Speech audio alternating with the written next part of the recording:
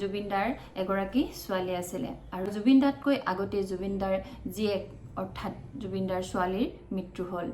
নমস্কাৰ, আজি জুবিনদাৰ মহান অনুভৱ মহান কাম এটাৰ বিষয়ে আপোনালোকক কম। আজি জুবিনদাৰ চিতাভস্ম ব্ৰহ্মপুত্ৰত বিসৰ্জন দিয়া হ'ল। জুবিনদাই কৈছিল তেওঁৰ মৃত্যু হ'লে ব্ৰহ্মপুত্ৰত তেওঁক উটুৱাই দিবলৈ, আৰু তেওঁৰ ইচ্ছা আজি পূৰণ কৰা হ'ল। জুবিনদা ব্ৰহ্মপুত্ৰৰ বুকুত বিলীন হৈ গ'ল। এই 50 বছৰতে ইমান উৎপাত কৰিলোঁ আৰু 120 বছৰত কি কৰিম কোনো ঠিক নাই।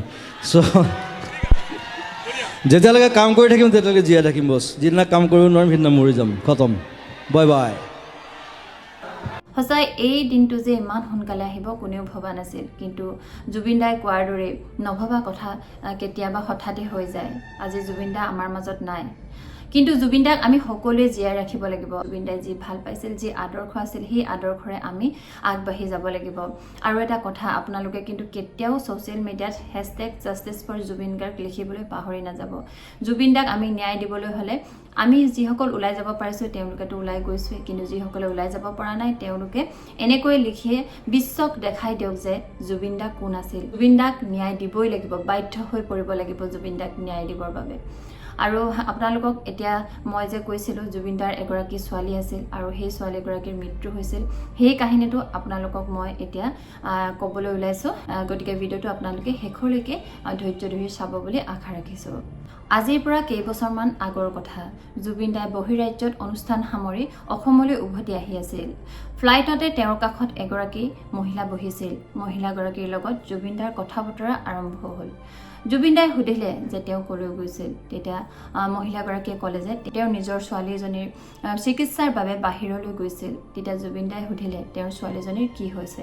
তেতিয়া মহিলাগৰাকীয়ে ক'লে যে তেওঁৰ ছোৱালীগৰাকীয়ে খেলা ধূলা কৰে আৰু খেলা ধূলা কৰোঁতেই এদিন হঠাতে পৰি তাইৰ হাতখন ভাঙি থাকিলে, আৰু তেনেকৈ তেওঁলোকে বহুত দিন চিকিৎসা কৰালে, কিন্তু কোনো সুফল নাপালে, বৰঞ্চ লাহে লাহে সমস্যা বাঢ়িবহে ধৰিলে।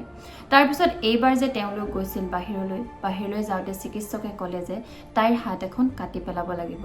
এই কথাষাৰ শুনাৰ লগে লগে মহিলাগৰাকীৰ মূৰত যেন সৰগ ভাঙি পৰিল। তেওঁলোকে একো সিদ্ধান্ত গ্ৰহণ কৰিব নোৱাৰিলে, সেয়েহে তেওঁলোকে অসমলৈ উভতি আহিল। জুবিনদাই মহিলাগৰাকীৰ কথাখিনি শুনাৰ পাছতেই জুবিনদাই ছোৱালীগৰাকীক তেওঁৰ কাষলৈ মাতি আনিলে আৰু মহিলাগৰাকীক তেওঁৰ ছোৱালীৰ চিটলৈ যাবলৈ দিলে। তাৰপিছত জুবিনদাই ছোৱালীজনীৰ সৈতে সমস্ত কথা বতৰা পাতিলে। তাইৰ কথাবোৰ শুনি জুবিনদাই বৰ দুখ পালে। জুবিনদাই ক'লে, তই একো চিন্তা নকৰিবি, আজিৰ পৰা তই মোৰ ছোৱালী হলি, তই মোক আজিৰ পৰা দেউতা বুলি মাতিবি।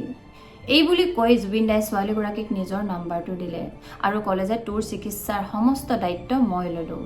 বহুদিন ধৰি জুবিনদাই ছোৱালীজনীৰ চিকিৎসা কৰালে, কিন্তু একো সুফল নাপালে, বৰঞ্চ তাইৰ বেমাৰ বাঢ়িবহে ধৰিলে, আৰু এটা সময়ত সেই ছোৱালীজনীৰ কেঞ্চাৰ হ'ল। এদিন জুবিনদাই বঙাইগাঁৱৰ ফালে ফাংচন কৰি আছিল, আৰু সেই সময়তে জুবিনদালৈ ফোন আহিল যে ছোৱালীজনীৰ অৱস্থা অতিকৈ বেয়া।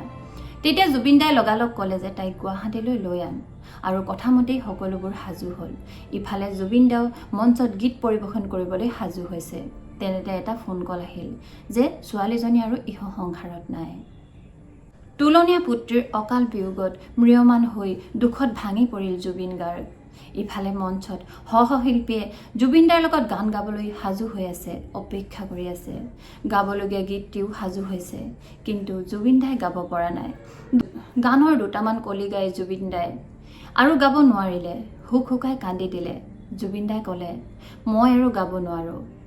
ইফালে গোটেই মঞ্চত হুলস্থুলীয়া পৰিৱেশৰ সৃষ্টি হ'ল। উদ্যোক্তাসকলে জুবিনদাৰ লগতে জুবিনদাৰ লগত থকা বাদ্যযন্ত্ৰীসকলক সিদিনাখন মাৰিবলৈহে বাকী থাকিল। তেওঁলোকে প্ৰচাৰ কৰি দিলে যে জুবিন গাৰ্গে মদৰ নিচাত গান গাবই নোৱাৰিলে। সঁচাই কি যে অসহনীয়, কি যে আচৰিত নহয়নে?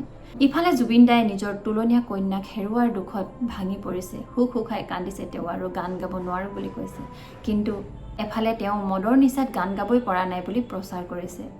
সঁচাই ভাবকচোন, এইজন কেনেকুৱা মানুহ বাৰু? সঁচাই তেওঁ ভগৱানৰে অংশ আছিল, নহ'লেনো সাধাৰণ মানুহে এনেকুৱা কাম কৰিব পাৰেনে?